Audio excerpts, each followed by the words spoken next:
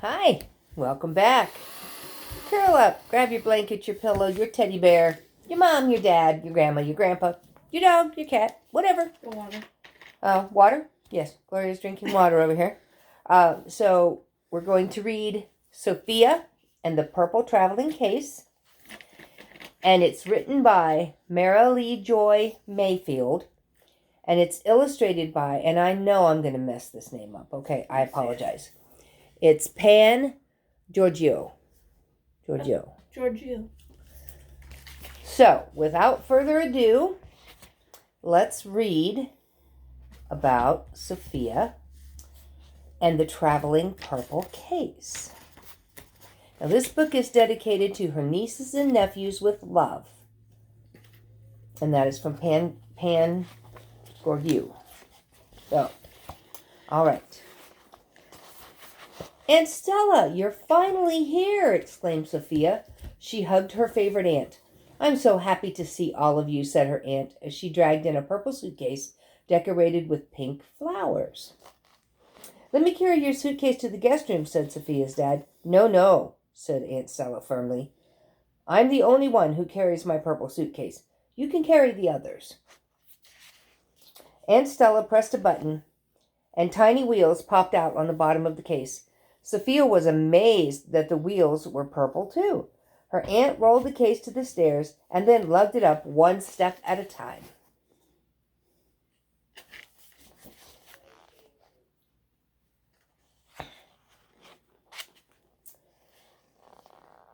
Tired from her trip, Aunt Stella decided to take a nap.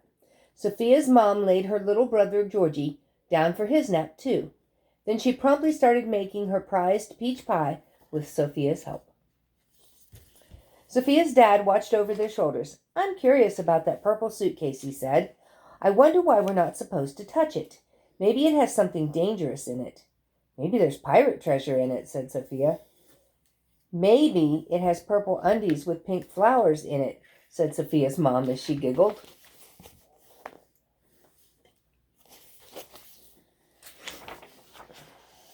Aunt Stella came down for dinner with a heavenly grin on her face. Yum, she said.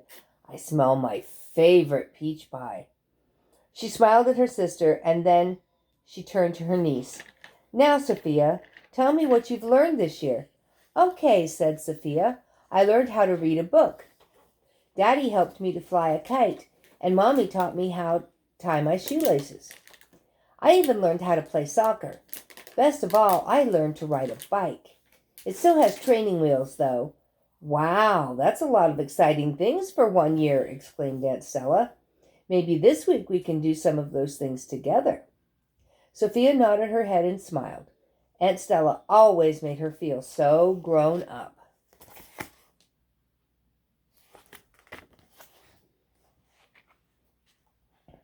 After a wonderful week visiting her family, Aunt Stella was ready to return home.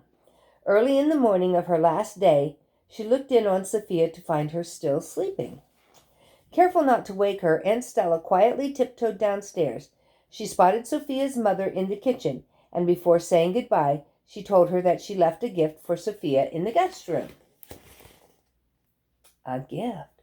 Wow, I wonder what it is. Guess we'll have to keep reading. When Sofia awoke, the family gathered in the guest room. They just stared at the purple suitcase in amazement. That's when Sofia's dad saw the note taped to it. It says, Sofia, I hope it takes you to the same magical places it took me. Love, Aunt Stella. Bewildered but curious, her dad decided it was time to see what was inside the purple case. He tugged the lock and pulled the zipper, but he couldn't get it open. Don't worry about the suitcase, Alex, Sofia's mom said. You're going to be late for work. Can I try to open it? Sofia asked. Sure, she left it to you, her mom said.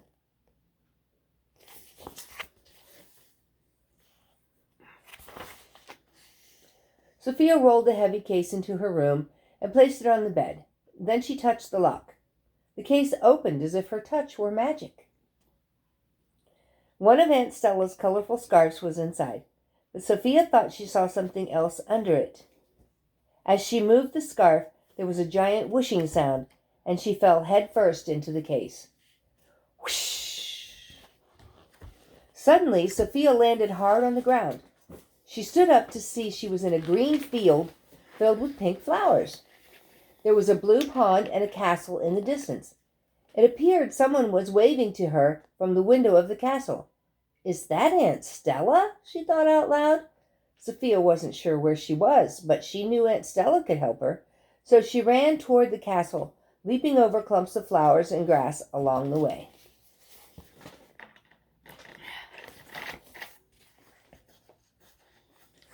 Excuse me.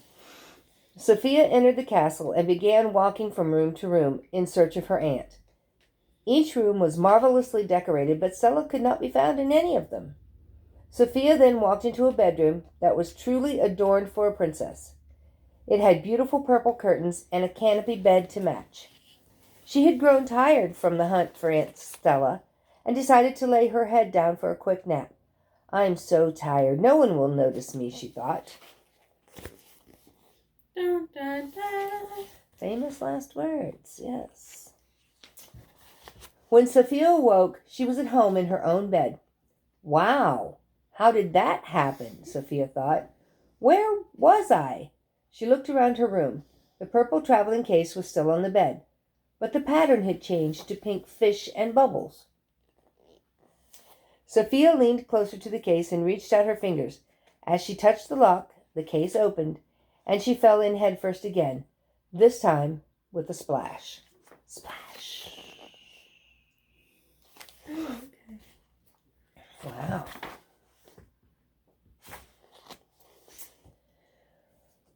In a split second, Sophia was under the water. She was surprised she could breathe. When she looked back, she could see that she had a mermaid's tail. Well, no wonder I can swim so fast, she thought. In the distance, she could see a beautiful coral reef. There she saw the Sea King. He was a large octopus surrounded by mermaids, who appeared to adore him. Wait, is one of those mermaids Aunt Stella? She wondered. Is it really her?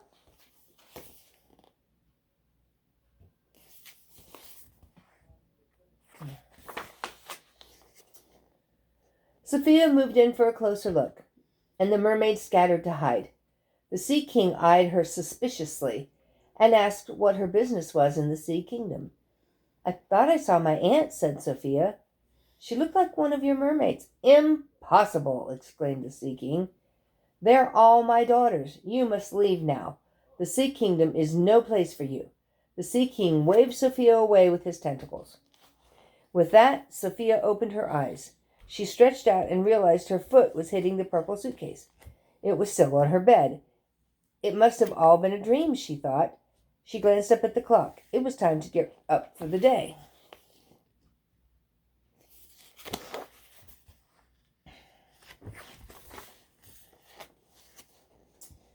After breakfast, Sophia couldn't get the suitcase out of her mind. Were her dreams somehow connected with it?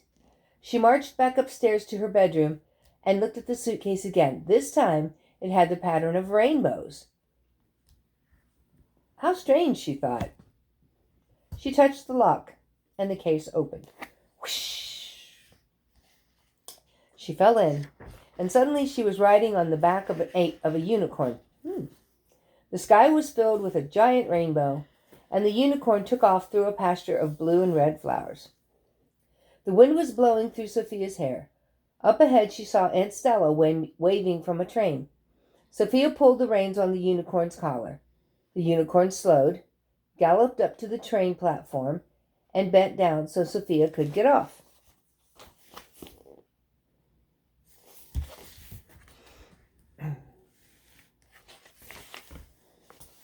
Sophia quickly boarded and found Aunt Stella in the dining car. You found me, exclaimed Stella.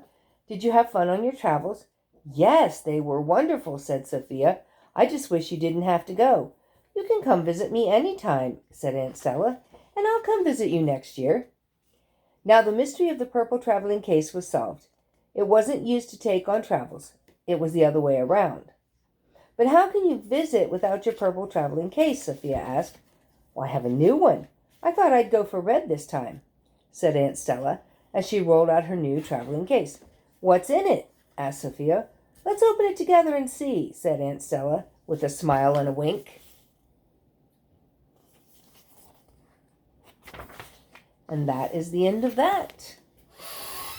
So with that, we're just going to say, I'll see you in the next video, or Glow will, or we both will. Bye-bye.